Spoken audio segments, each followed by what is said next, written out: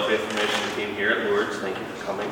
Sounds like there's some snow starting, so hopefully we're all good when we leave. Should be, as we've been talking about all over Wisconsin, so should be all set. This is the second of our speakers for our new speaker series. We had David Van der Heijden last week. Tonight we have Dean Raasch, so I'll let him go from there. Welcome. So, I guess one of the interesting things, like you know some people here, besides my dad, who's sitting over there in the red.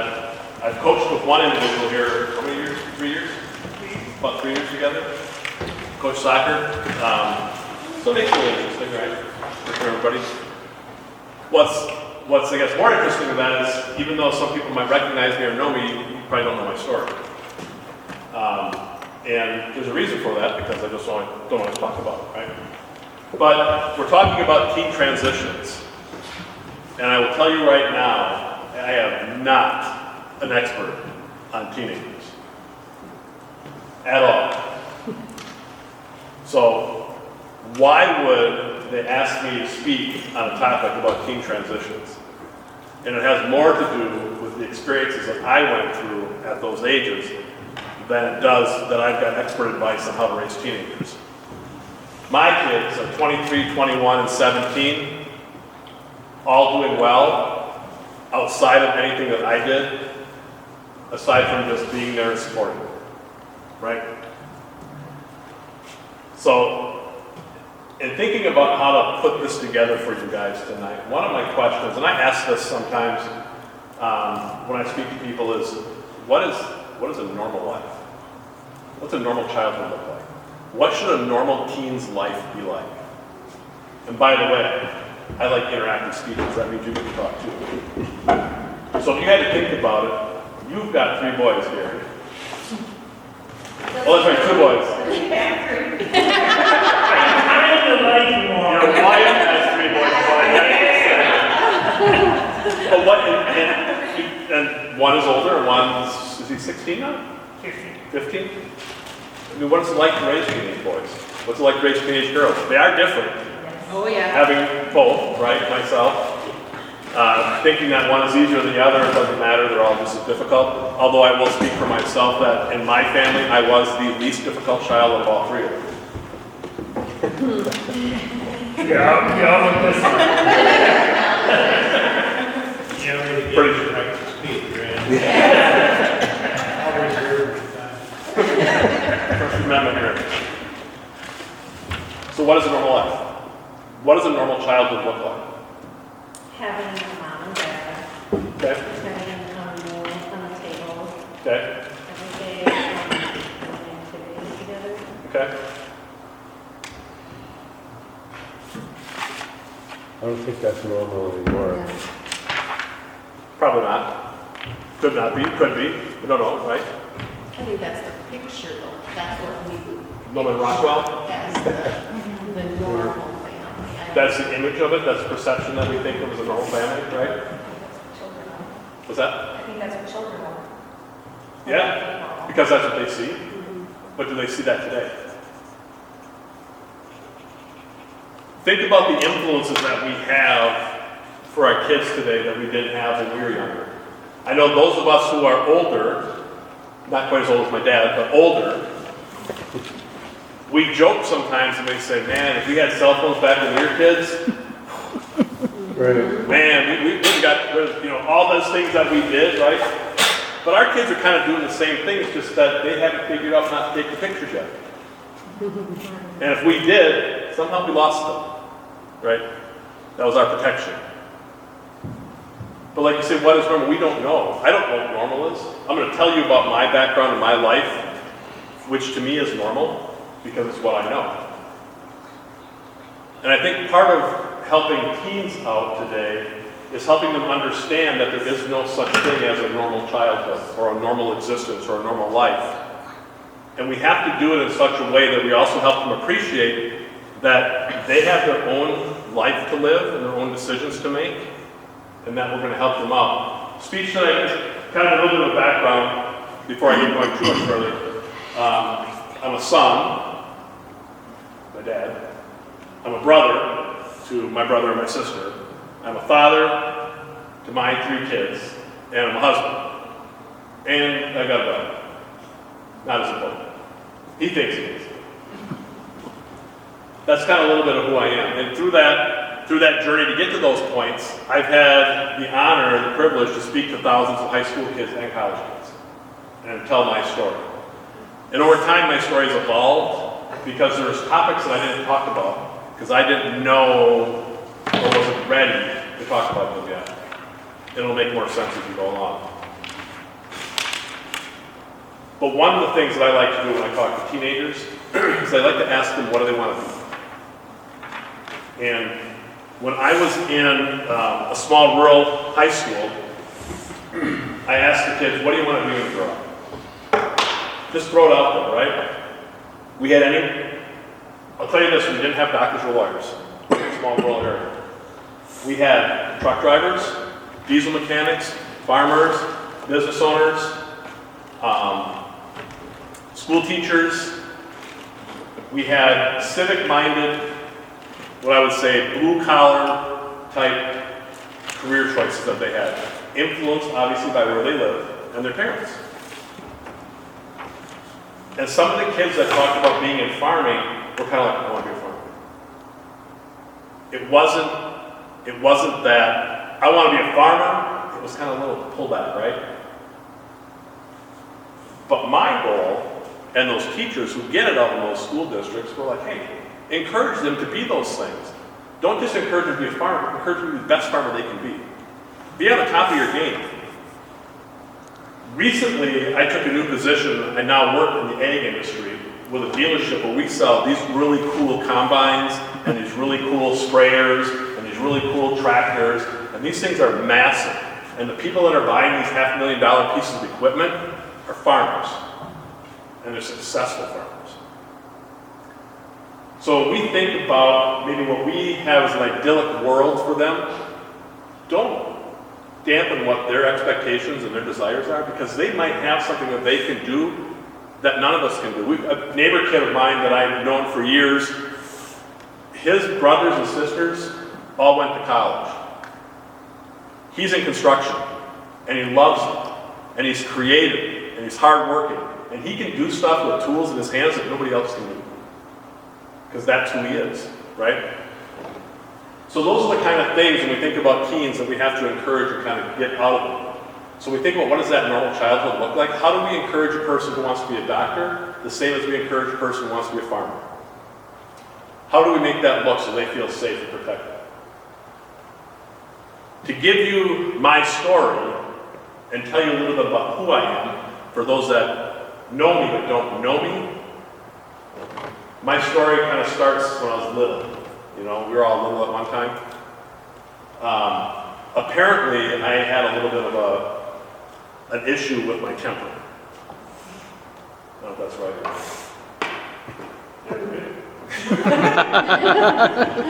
See, what's nice about this is we can have validation to anything that I say.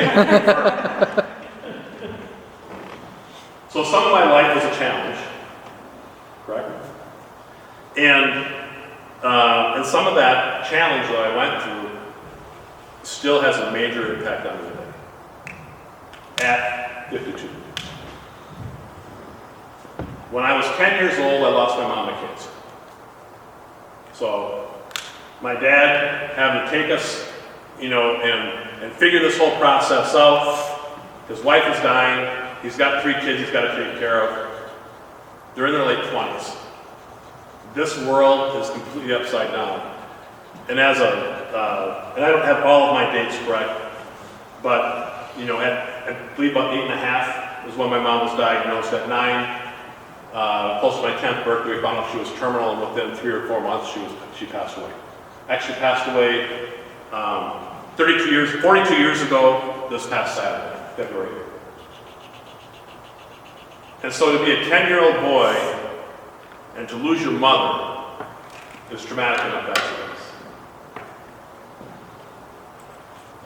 The difficult part of that time frame is during that time frame, somebody also saw me as a perfect opportunity and groomed me and bought me presents and told me cool things and did things with me, and then took advantage of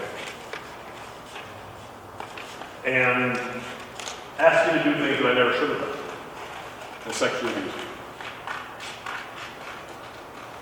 And I didn't tell anybody about this until I was 47 years old. Because number one, it's hard to admit, but if we sit in church on a Sunday morning and we do the math, according to statistics, 1 in 6 men experience sexual abuse as a child. 1 in 6. And most of us never talk about it, ever. What we do is commit suicide, turn to alcohol and drugs, we become violent, we have bad relationships because we don't know how to interact with people, and we struggle. And for all those years, 37, for me, you suffer in silence. Who's going to believe me? Who's going to understand what I went through? Who's even going to care?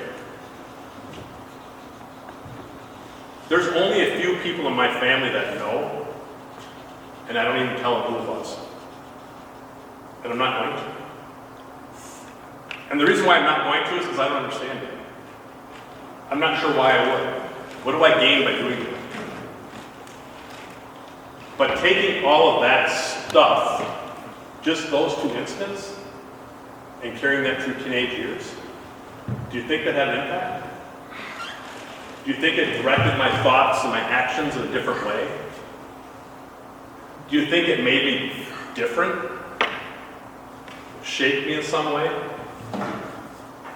Because for me, when I did think about it, I thought I was broken, unwanted, dirty, you name it. That was me. I was just in counseling session yesterday, because I go once a month. Try to go once a month. But you know that insurance thing. Counseling's not cheap. You know, once we get out of the insurance thing. Fortunately, I had medical issues last year, so we met a deductible, I out of pocket, so I can go to more counseling. And yesterday, for the first time in 5 years, we went back to the episodes. It's taken 5 years to get that far in the counseling. And it's not an easy journey. My counselor is my 3rd or 4th, I'll say 4th because I don't remember for sure. 4th counselor I've actually talked to. This is the one I've been with the longest, over 2 years now. And this is the one that I've connected with the most, that's been the most helpful. And part of it is, I have to trust that she's not going to judge me. You would never expect a counselor to judge you, right? That's not their job. They're professionals, they're there to support you and help you. But when you're in my mind, and when you're in the issues that I went through, everybody judges you, even if they don't know your story. And for me standing and telling you guys this tonight, just so you know, my dad is here for the first time to hear me speak, and I've given this speech a lot of times. So this is some new information for him, because I haven't even shared a lot of this with him. And the first time I had to tell my dad that this happened to me is because on city council, where I sit on the Pere City Council, we were talking about sex offender residency restrictions in the city of De Pere, and we were taking that residency restriction away in the city of De Pere, saying if you are a convicted sex offender, you can live anywhere you want in the city of De Pere. And I agree with that. And I spoke up at city council and I said, I agree with that. As a sexual assault victim, I agree with that. And people thought, number one, that was something wrong with me. How can you, somebody who went through what you went through, believe that sex offenders should be able to live anywhere they want in the city? And I said, because I talked to the experts. I talked to our chief of police in De Pere. I talked to the chief of police in Green Bay. I talked to the chief of police in Milwaukee. And every one of them said, we screwed up when we made these limitations on where sex offenders could live because we can't keep track of them. They aren't honest with us about where they live. In De Pere, since we changed this ordinance, We have not seen an increase. We have not seen any recidivism, and everybody's 100% compliant. And what happened was, they quoted me in the newspaper. And they said, Alderperson Raasch, as a victim of sexual assault, said he supports not having restrictions. And I saw it in the newspaper the next morning, and I went, oh shit. Sort of the guy. I've never told my parents. So, my wife and I quickly got in the car that morning and drove to my parents' house to tell them. And my dad wasn't home. My stepmom was there. So we told them. Because my dad reads the newspaper. Like most older generation people, we read newspapers, right? He was going to read it in the newspaper before I ever had a chance to tell him. How do you find out in the newspaper that your now 48 or 49-year-old son was sexually assaulted as a child? You never were aware of that, and you're reading it for the first time in the Green Bay Press Gazette because he said something about it in a moment of lack of self-control at a city council meeting and blurted it out. So I had a 3-day reprieve or so until he got back on his trip. And then I had to tell him. Not an easy thing to do.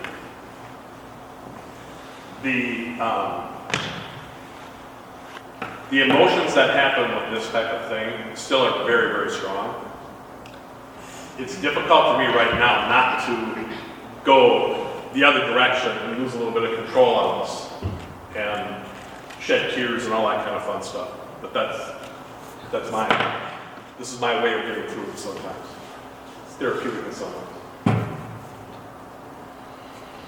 So that's been a big challenge for me. It's shaped a lot of my life. Now, I will say one of the things that I think is important in life, whether it's a teenager or an adult, is redemption. Everybody has a chance in this world to change and do better. And I preface that because the other thing going on in my life was my father's old battle with alcohol. And with that battle, that was another thing that shaped me. Now, was it 21 years? 23. 23 years sober now, but during all of those times growing up, not sober. And one of the things that I saw with that was something that I didn't want to do, right? And so the lessons, whether my dad realized it taught me or not, was to be sober, was to be more self-aware of those types of decisions. He wasn't doing it on purpose, but that was his battle he was going through. And that shaped a lot of my life as well. So where do you go when you have a mother that passed away, and I will admit a stepmother that I didn't get along with for a lot of years, and then a father who's an alcoholic? Who do you turn to? And when I talk to kids, I tell them these same stories, and I tell them I was given every excuse in the world to go the other direction. It would not have surprised anybody if I would have gone the same direction as my dad and become an alcoholic, or abused drugs, or became violent, which he was not, or to do other things based on what I told you about men who are sexually abused. All those excuses were there for me, but I decided I didn't want to do that. That wasn't my personality, that's not who I am. And so I struggled with some of that stuff when I was going through my teen years. And then in 1987, July 3rd, I got diagnosed with acute myelogenous leukemia. I had been sick for a few weeks. They thought I had strep throat. They thought I had mono. None of those things worked out. My dad and I were actually playing golf. And I got up on the first tee box and I took a practice swing, just went back and was swinging like this, not hitting a ball, not doing anything aggressive. Heard a snap and felt a snap in my wrist, and I had a bruise that was about the size of the cuff of my shirt. The whole width stood up maybe half inch or so. Happened with that swing of a golf club. Now I've already been going to the doctor, having these other things checked out. I went back that afternoon and I told the nurse behind the counter, I said, hey, I'm supposed to see Dr. Lacey on Monday But I said, I think I need to get in today because this just happened on the golf course. And the nurse looked at me and she said, son, he's a busy man. You need to hold your appointment for Monday. And as she turned to walk away, I said, you don't understand. And then I explained some more of the stuff that was going on, the bleeding gums, the bruising while I was sleeping and waking up. And she came back and she said, we'll see you this afternoon at 5:30. I said, the clinic closes at 5, how do I get in? He's going to wait for you and we'll keep the doors open. So I got into the clinic, sat down with Dr. Lacey, he took some blood samples from me and talked about some things. He left me in the office for about half hour or so by myself. Then he came back and he said, you got 1 of 3 possibilities going on. There's something wrong with your spleen, we can take your spleen out, it'll be okay. Or you have some kind of rare blood disease that we don't know about, we'll have to do more tests to figure out. Or you have leukemia. And I just said, Doc, I got leukemia. He said, well, we got some more tests to do, so let's figure this out. So the following morning, I went up to St. Vincent's Hospital, 9th floor, room 910, which officially is my room, by the way, because I spent, I don't know, 60-some days in there. And they took a bone marrow aspiration out of my chest bone to get a sample of. So, bone marrow aspirations, if anybody's familiar, you've got to screw through the bone to get to the center of it, get the marrow out, and then they also snap off a little piece of bone to check that as well to make sure that there's nothing there. He came back a little while later and he confirmed it is leukemia. We'll figure out what kind it is, and then we'll kind of go from there. So when Dr. Lacey came back, we started having conversations. I started chemo the following Monday. I had a catheter put in my chest called a double lumen Hickman catheter. Leukemia patients, we don't heal very easily when it comes to bleeding and things like that. We lose super easy. So to take some of that stress off, today they put ports in. Back then it was a catheter that hangs on about 17 inches or so. Actually kind of a cool little device to think about it in some sense, because it saved me a lot of pain. Started chemo, had a conversation about what I was going through, and said that your survival chances are about 10% to live 5 years. I was 19. Yeah. So I just finished my freshman year of college. Talk about teen transitions. I made some dumb decisions in college, especially in the freshman year. I got better after that, but I don't want to talk about those because my dad doesn't know a lot. Statute of limitations. I don't sound like it's anything, I'm sure. But,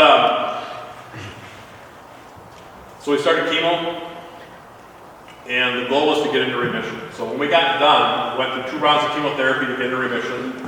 My first couple of days were pretty rough. My dad was there the whole time. Went through about a 38-hour situation that was not pleasant, but then settled down for a little bit after that. Chemo and I did not mix very well. And chemo and anybody doesn't really mix very well, but I had to really struggle with the first doses of it. After we got into my second round of remission, Dr. Lacey, we had a conversation about bone marrow transplants. He gave me a bunch of medical magazines to read. He said, this is a bone marrow transplant. If you want to learn about it, he goes, I'm giving the same information to the nurses, because the nurses on St. Vincent, he goes, I've never sent a patient off for one. This is my recommendation for you. If you were my son, this is what I would do. This is what conversation he had with myself and my parents. And then he gave me a whole bunch of literature. And he said, these are the medical journals on it. Hopefully your insurance company will accept it, because it's still considered kind of an experimental treatment, especially for leukemia patients. They've been using it for aplastic anemia, but leukemia is a little bit new for this. So we read all the literature, or I read the journals. I got myself up to speed on what it was like, told how rough it was. The reality of a bone marrow transplant back in that day was 25% of the people survived 2 years. So my thought, doing the math, was 5 years, 10%, or 2 years, 25%. 25% sounds a little bit better, right? What's the long-term prognosis? We don't know. For leukemia patients, I think that they said the longest survivor at that time was 9 years post-transplant. That's better than 5 years. Let's do incremental improvements here. I will say this past summer, I went to it's called Marrow on the Move, the University of Minnesota puts it on, for bone marrow transplant survivors. And when I spoke up and said I was a 31-year survivor, I got applause because there was one that was 25 years, the next one was 18, everybody else was under 10. There's not a lot of us that exist. 2 years ago, I met a woman on Facebook. Her name is Mary Jo McBride. She's from Missoula, Montana. She had posted, today is my 36th anniversary of my bone marrow transplant. And so I commented back and I said, congratulations, on October 30th, I just celebrated my 30th anniversary. It's my golden anniversary. I said, what's your anniversary date? She said, it's November 17th. I said, wow, that's my mom's birthday. So we started talking, and she said, can I ask you a question?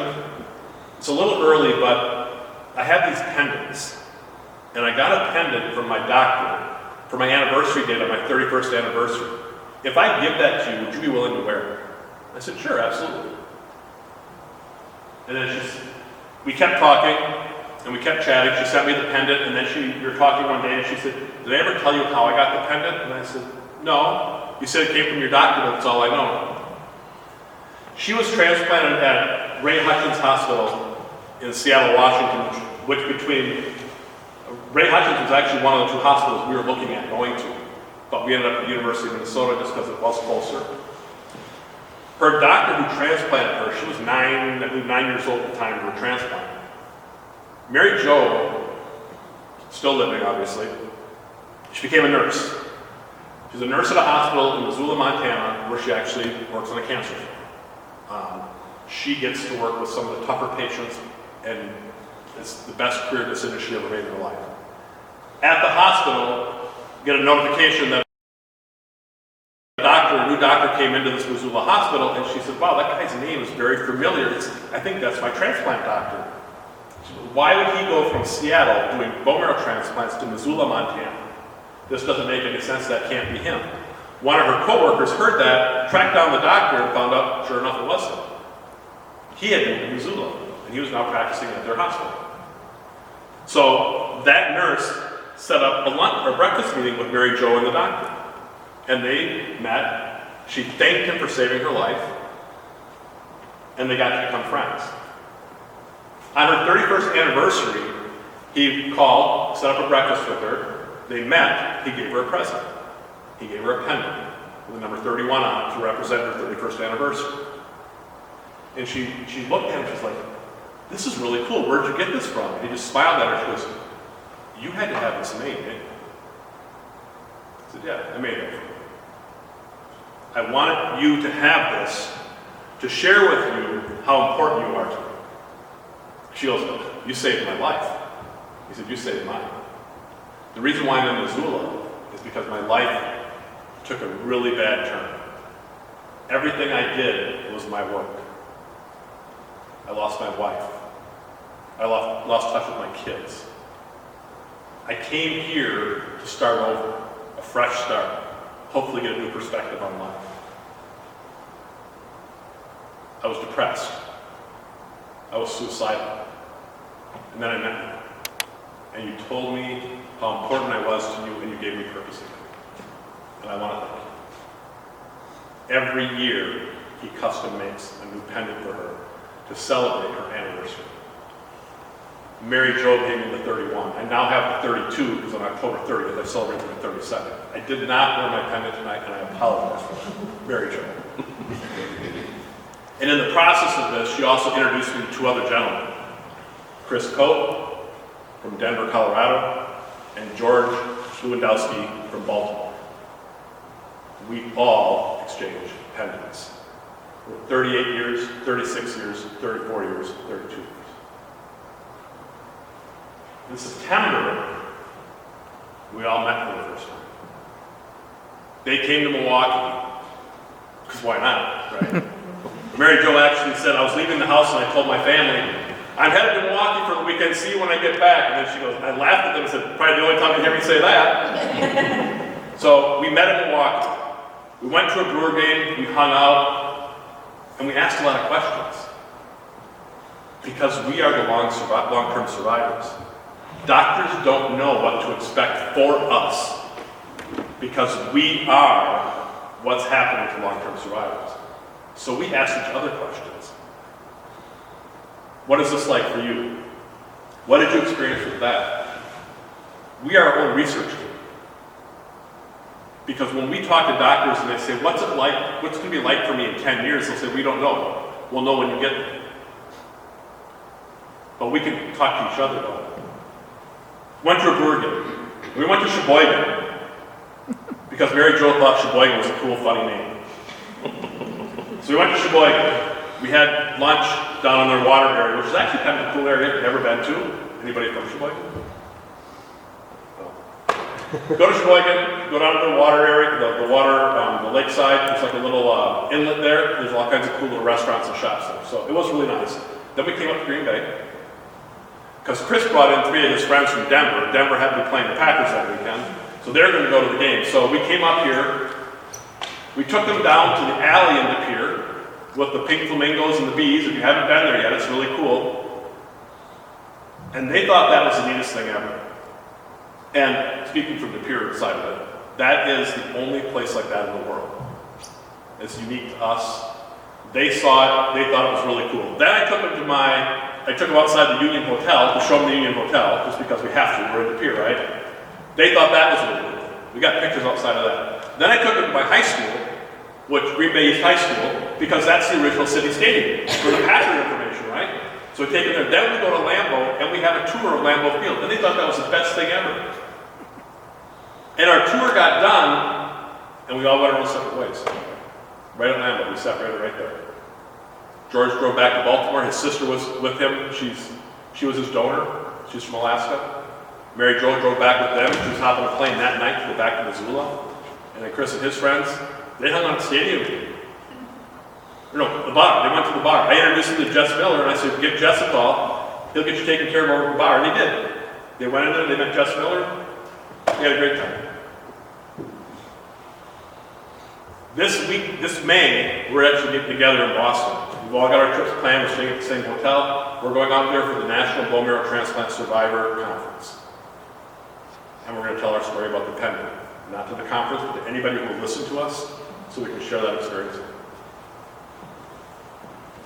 How am I in time? Not paying attention.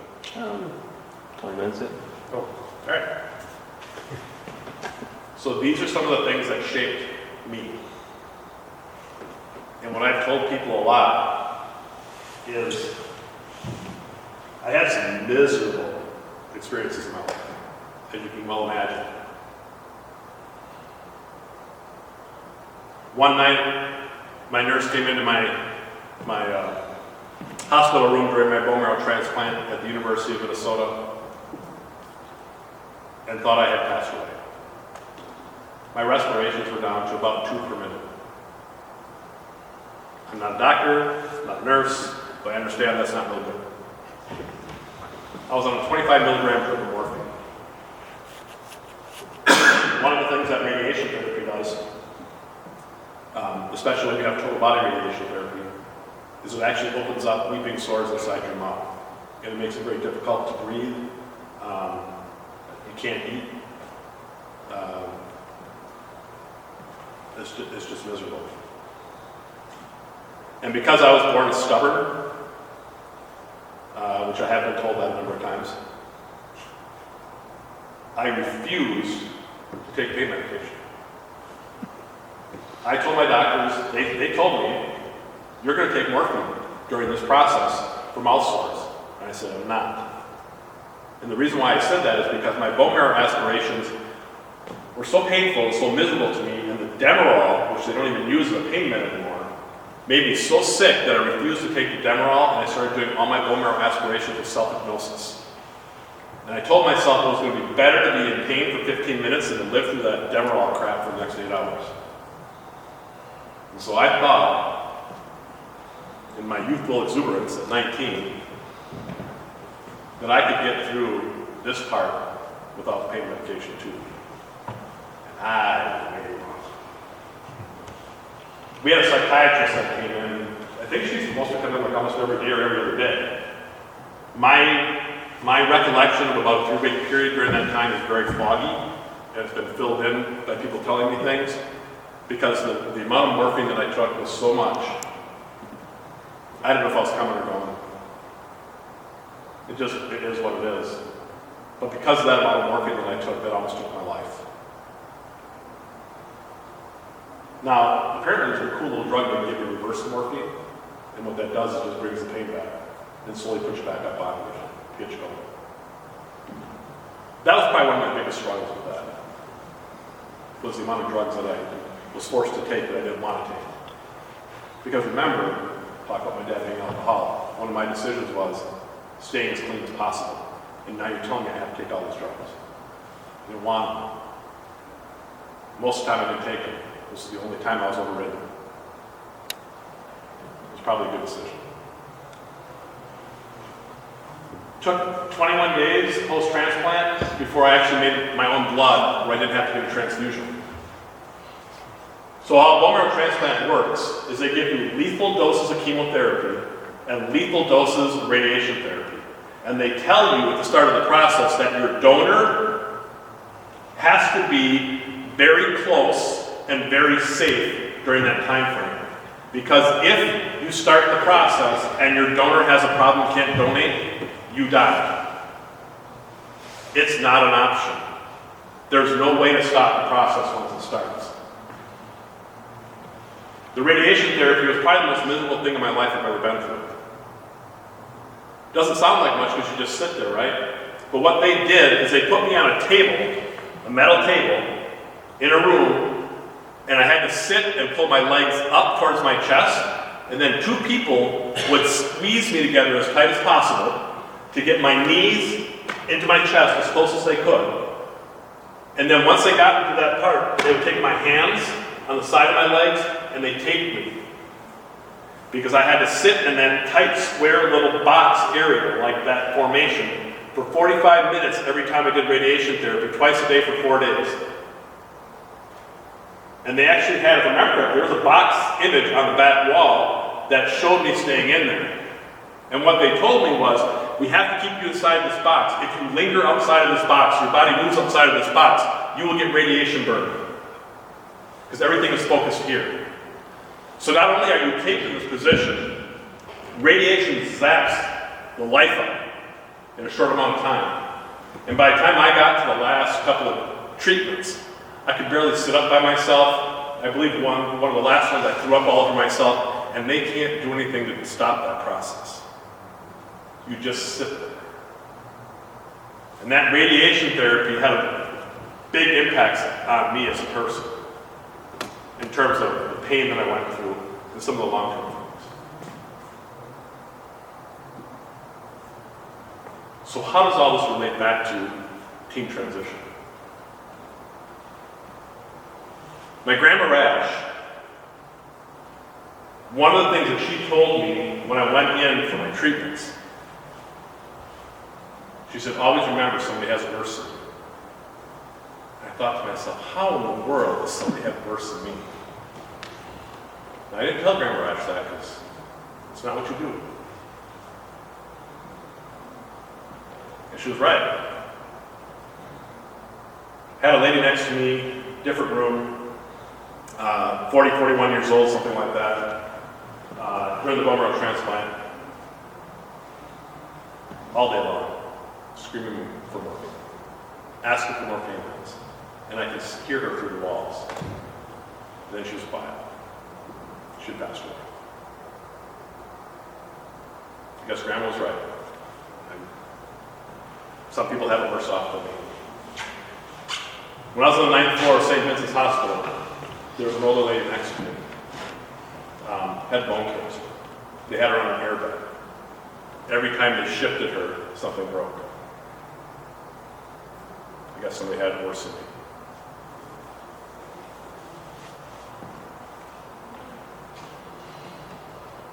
But even with all that stuff that happened, I still had some fun. I had finally transitioned out of my main room into my step-down room. So from ICU into the step-down room. And my nurse, his name was Steve, and I questioned him. I said, back in the 80s, Steve, you're a man. Why are you a nurse? And he laughed at me because in the army. He was in the military, I believe, and he became a nurse through the military. Okay? And he kind of laughed at me. Yeah, I get that question a lot. Not a lot of male nurses, right? He came in one morning and said, Steve, I had a dream. It's like, good for you. I said, no, you understand. I haven't had a dream in months. Every time I go to sleep at night, it's black. I actually had a vivid dream last night. I'm going to be okay. It's like, I get it. My mind was working again. So when I'm sleeping at night, I wasn't spending all my time healing. My mind was starting to think again. And for me, that was kind of a symbol. Hey, you know what? Things are going to be okay, right? I didn't know how right I was, because in my mind, I still thought I wasn't going to make it to the age of 24. There was a lot of unknowns. They're very clear with us that most people don't make it out of the bone marrow transplant. Now to be 32 years old post-transplant, there's even fewer of us that make it this far. And I'm on a site now on Facebook called, it's an AML site. It's an invite only. It's for people and families that have experience or are going through acute myelogenous leukemia. And I told my wife the other day, I said, man, I got into this just a month ago or so, and I said, I don't know if I can stay in it.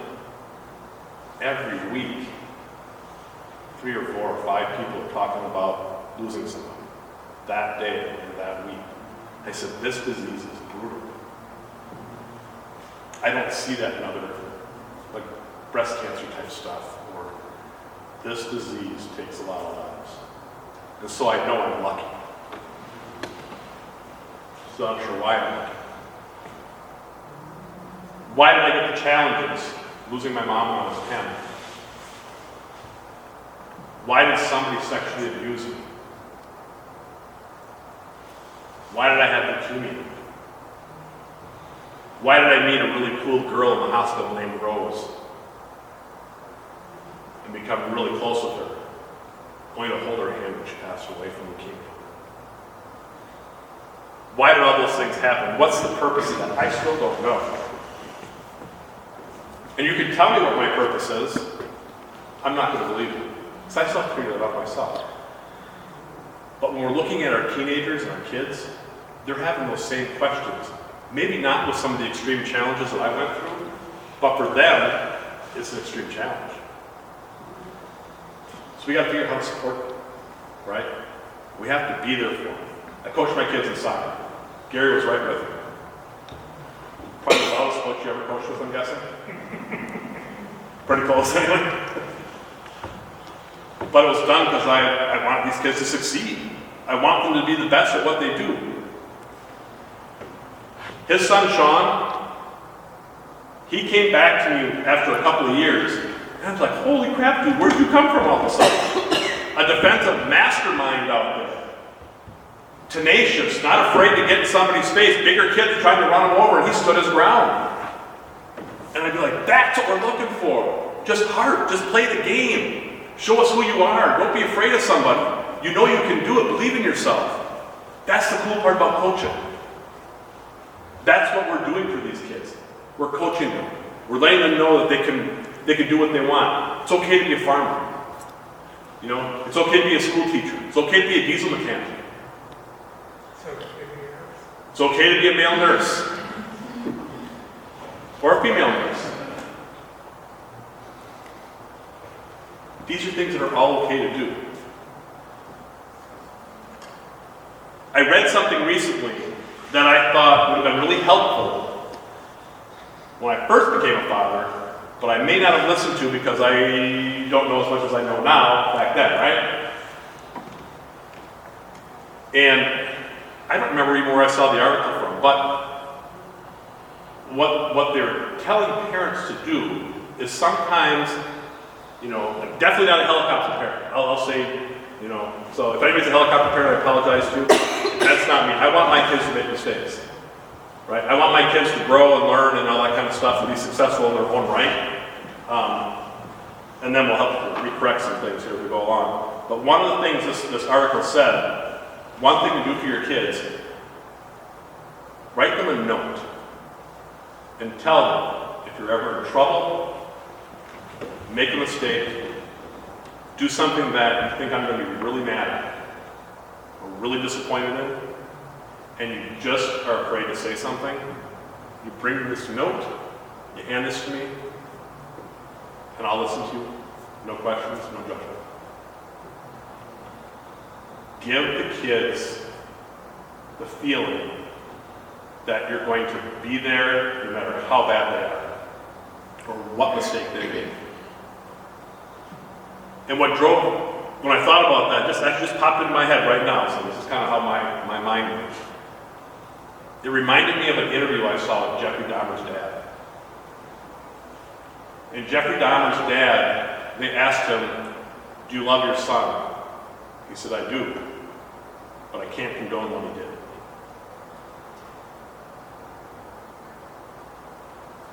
The strength and courage to be able to tell people that your son, who was this heinous murderer, that you still love him as your son, but you can't condone what he did, not judging, not passing judgment, that took a lot of effort for that father to say, because he knows what his son did was bad. Now, I pray that nobody has to go through something like that with their child. But let's bring it down to normal words and normal actions. They take the car out. Sean won't do this to you, Gary. And he smashes it up. He's afraid to tell you, "I hit something last night because I was goofing around and I shouldn't have. Dad, I know you told me not to do that." It's not the get out of jail free card. It's a non-judgment type thing. I'm not going to yell. I'm not going to scream. I'm not going to say anything. Tell me what's going on. We'll fix it. Right? Letting them know that they're safe, that they're supported, and that they're not being judged. And then encourage them. Let them be their own person. 3 of your kids go to college, 1 goes into construction. They're all going to be successful, right? Let them be who they want to be. They're not going to be who I want them to be. They're going to be who they want to be, regardless. I haven't figured out what I want to be. But I got to figure it out soon because retirement's not that far away. Right? That's kind of the essence of who I am, what shaped me, what kind of guides me, and what brings me to talking to kids a lot of times, and helping to coach them and helping to encourage them to be the best that they can be. I told this to the teachers earlier, and I've got time, so I'll tell them. I used to volunteer quite a bit with junior achievement when I had the time. And when I went to junior achievement, they'll say, "What school do you want to go to," right?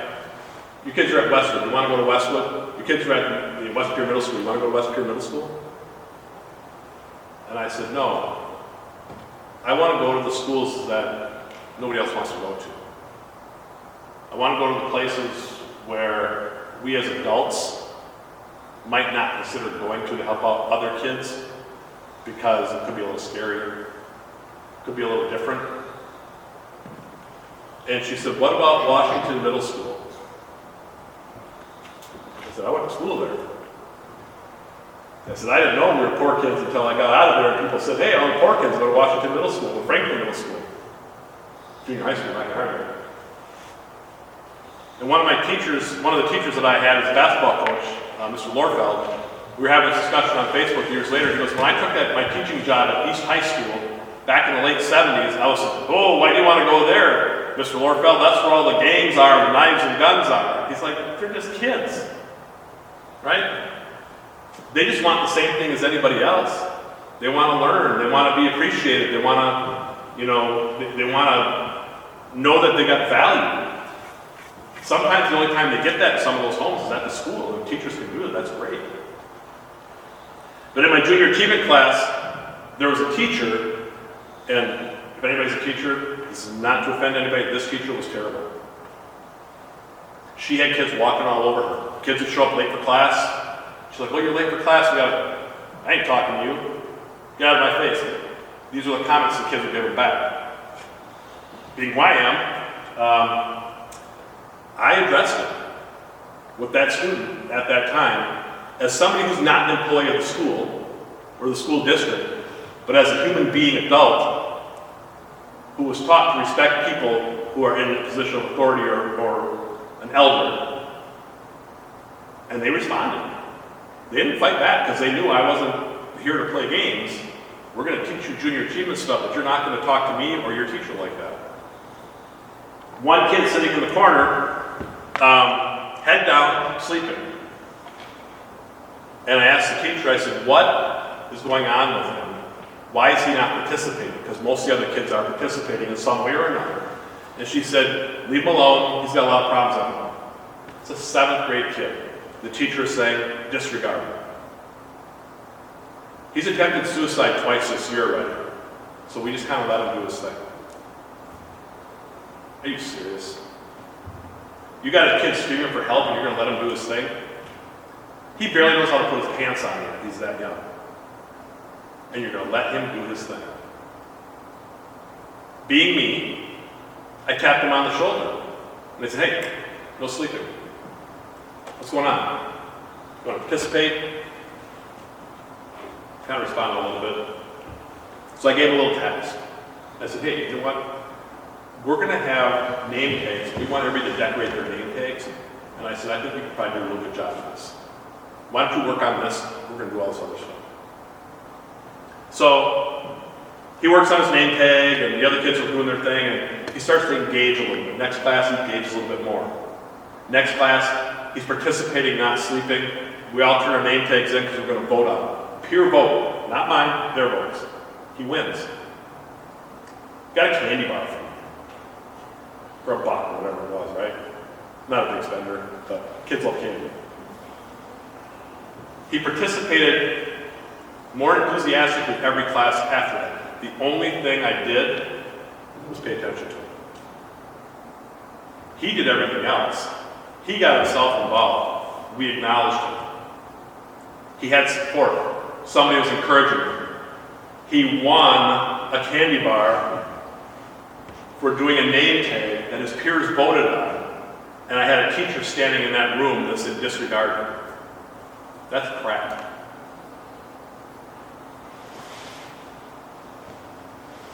It's our responsibility to encourage kids to be the best they can be and not let them go through the cracks.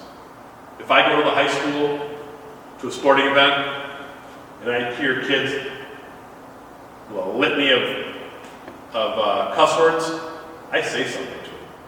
I don't care if I'm at East High School, if I'm at West Pere High School, if I'm at Preble High School. I've been to them all, and I have commented on every one of them at some point or another.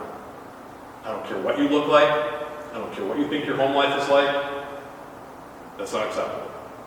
And as adults, that's our job. So how do we help teens transition to adulthood?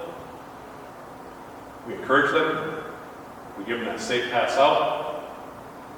And we hold them accountable. We teach them what it's supposed to be like to be an adult. My son's struggling with that right now because he's got to pay car insurance. Welcome to adulthood. You want to drive the car? Pay the car insurance.